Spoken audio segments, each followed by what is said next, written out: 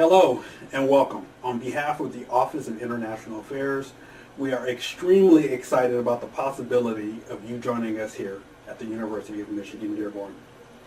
The focus of today's taping and presentation will focus on the next steps you will need to go through to obtain your I-20 document so that you can receive your F1 student visa prior to you coming here to the United States to pursue your studies. Once again, we're extremely excited about your interest in the University of Michigan Dearborn, and we hope that this presentation will give you all of the information you need so that you know what to do in obtaining your I-20 document. Before we go further into explaining the I-20 and your financial affidavit, I would like to give you a brief overview once again on the University of Michigan Dearborn. Now, of course, we suggest that you review our website, learn more about your academic major that you're interested in, and review some of our videos on our university website. You'll be able to find all the information you need right there at your fingertips. But a brief overview of the University of Michigan Dearborn. The Dearborn campus was founded in 1959. At this time, we have a record number of students attending our university at 9,339. And once you join the University of Michigan Dearborn, you're going to be a member and a part of the University of Michigan tradition. And what that means is we're going to offer you the University of Michigan degree once you graduate, and you will become a member of an alumni group that is 575,000, more than 500,000 alumni all over the world. You're coming into a university that has a very long history and also a very strong network across the world. We offer more than 100 academic degree programs. Once you come here to campus, you'll have an opportunity to investigate and join or start more than 130 student organizations of interest that you might have, and 70% of our classes that are offered here at the University of Michigan Dearborn have 30 students or less in the classroom. And why this is very important, and we wanted to bring up at this time, because it allows you to have better connection with fellow students, better access to faculty, and a better learning experience when you have fewer students in the classroom. Studies show that your educational experience also increases. Now for today, the focus, like I said, is to walk you through the steps for you to obtain your I-20 document and also explain what the I-20 document is. So here on this slide here on the right hand side, you see this is an example of an I-20 document that will be mailed to you in your home country once you have been admitted officially to the University of Michigan Dearborn. This is exactly what the copy will look like. Now, why do you need an I-20 document once you've been admitted to the University of Michigan Dearborn? A Form I-20 is the United States government form that is required by all students coming into the United States to study on an F1 student visa. You will need to certify that you are eligible for a student visa status. To go into a student visa interview, you will need your I-20 on hand for that interview process. So this is one of the first steps. The first step is to receive admission to the university. The second step will be going through the steps and submitting the documents needed to the Office of International Affairs so that we can process this I-20 document here and mail this to you in your home country. So again, to obtain an I-20 document, that is a requirement from the U.S. government prior to you coming into the country to study on your F1 student visa. Step number one, like I mentioned, you will need to be officially accepted to a full-time academic program here at the University of Michigan Dearborn or any U.S. college and university that you're interested in. Every U.S. college and university here in the United States, over 4,000, are going to require you have an I-20 document prior to you coming into the United States to study. So official admission is the first step prior to us creating an I-20 document for you. The second step prior to you receiving your I-20 is at the University of Michigan Dearborn. is going to need you to provide evidence that you can support the cost of your living and your time of study here in the United States for the entire duration of your academic program. So if you're going to be pursuing a master's degree, that might be 2 or 3 years, the U.S. government requires that every university ask you for evidence that you're going to be able to support yourself while you're here in the United States. So there's going to be a couple ways for you to certify that you're eligible to, and you have the financial evidence that you're going to be able to study here in the United States. And I'm going to walk you through some of the different options that you can provide to the University of Michigan Dearborn to meet this requirement. To certify your capability to pay for your educational expenses while you're here at the University of Michigan Dearborn, we request that you will provide 2 things. One is a financial affidavit form, and I will cover that in the next slide.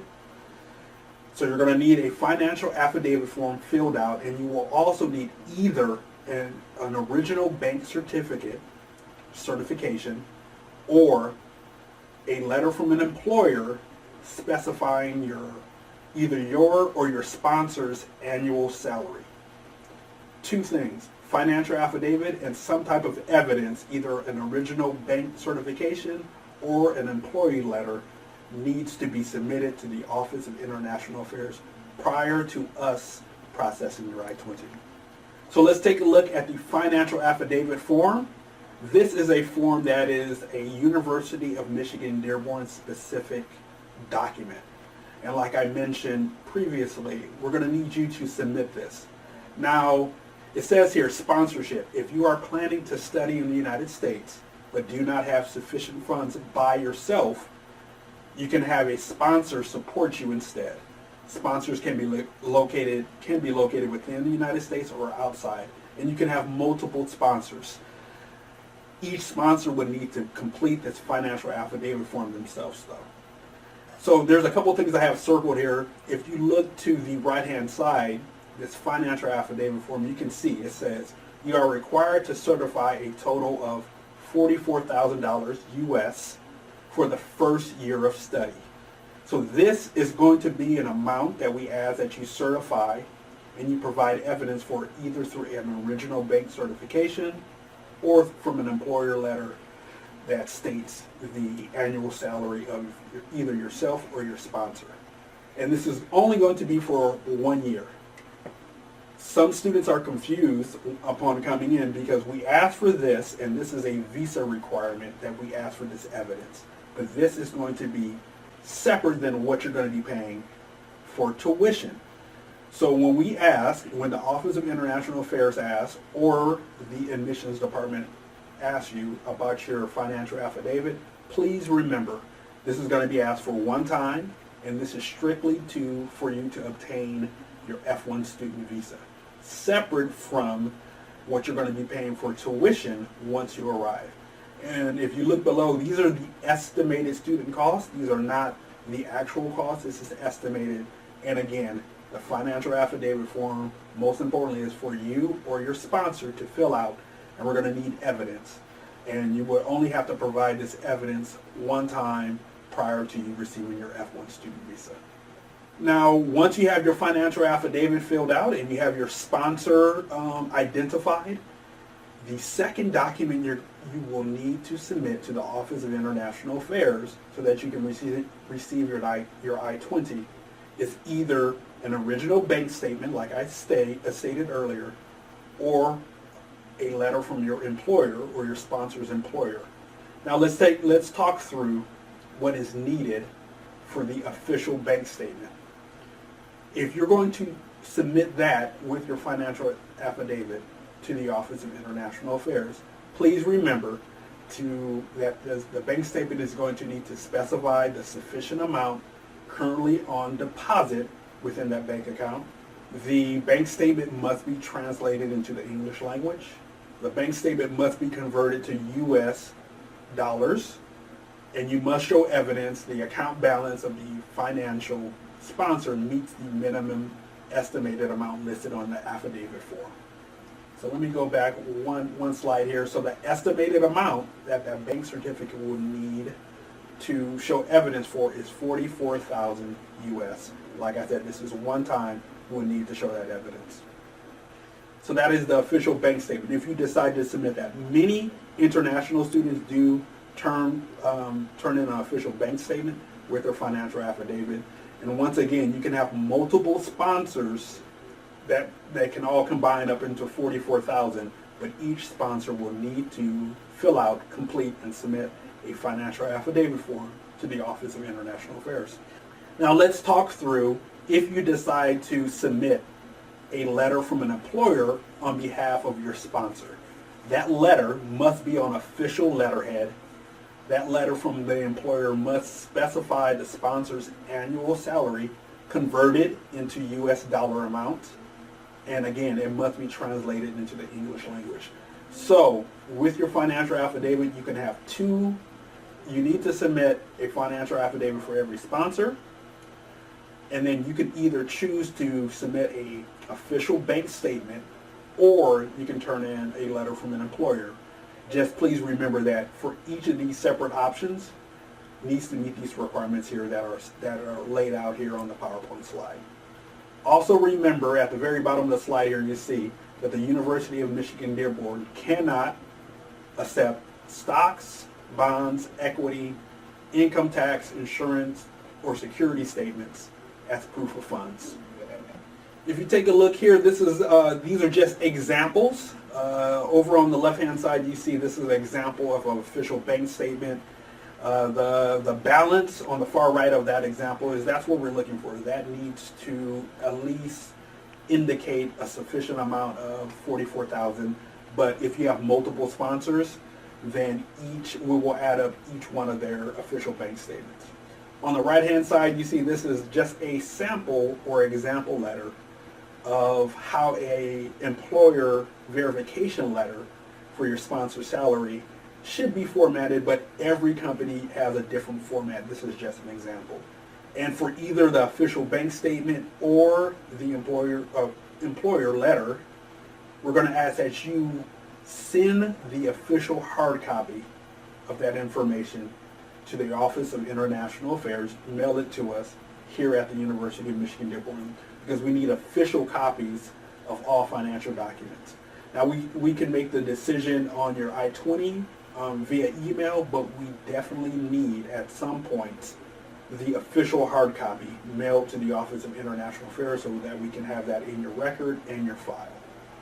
Now once you have your I-20 document, once you have submitted your financial affidavit form with either an official bank statement or a letter from an employer for your sponsor, your next step will be applying for your visa.